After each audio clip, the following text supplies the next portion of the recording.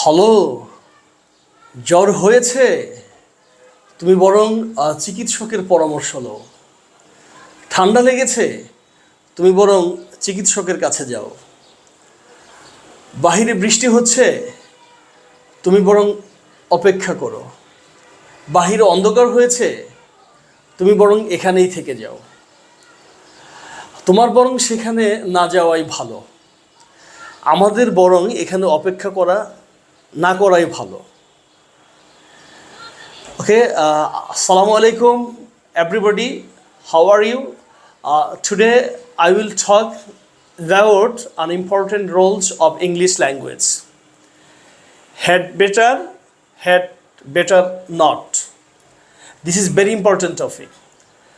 আমরা যদি কাউকে কোনো পরামর্শ দিতে চাই বা কারো ভালো চাই, সেক্ষেত্রে আমরা হ্যাড বেটার এবং হ্যাড বেটার নট এই ফ্রেজগুলো আমরা ইউজ করে থাকি।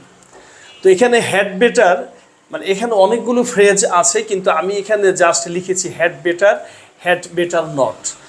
যেমন had better, had rather, would sooner, অনেক ফ্রেজ আছে, বাট এই দুইটার ব্যবহার অনেক বেশি। আমরা কথা বলবার সময়, কাউকে পরামর্শ দেবার সময় আমরা এগুলো প্রচুর ব্যবহার করে থাকি।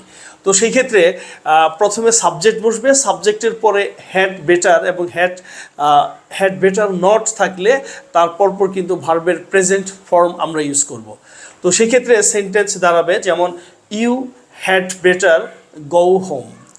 এখন যারা right form of the verb করবে, ইন্টারমিডিয়েট স্টুডেন্ট যারা আছে, তখন এখানে ভার্বের প্রেজেন্ট ফর্মটা বসবে।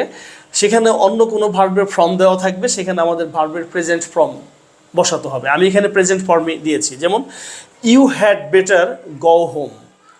তুমি বরং বাড়ি যাও। তোমার খারাপ লাগছে? তুমি বরং বাড়ি যাও। তুমি বরং ঘুমাও। ইউ হ্যাড বেটার স্লিপ নেও। তুমি বরং এখন ঘুমাও। হ্যাঁ, তারপর এখানে 2 নাম্বার আছে যে ইউ হ্যাড বেটার নট।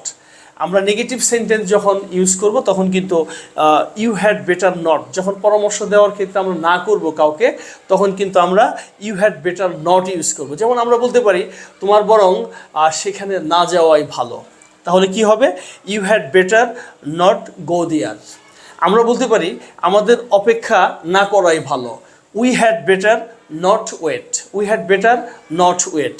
হ্যাঁ, বললাম যে তোমার বরং সেখানে না যাওয়াই ভালো। তোমার বরং সেখানে না যাওয়াই ভালো। That's all. This is very important topic. That's all for the time being. Thank you very much.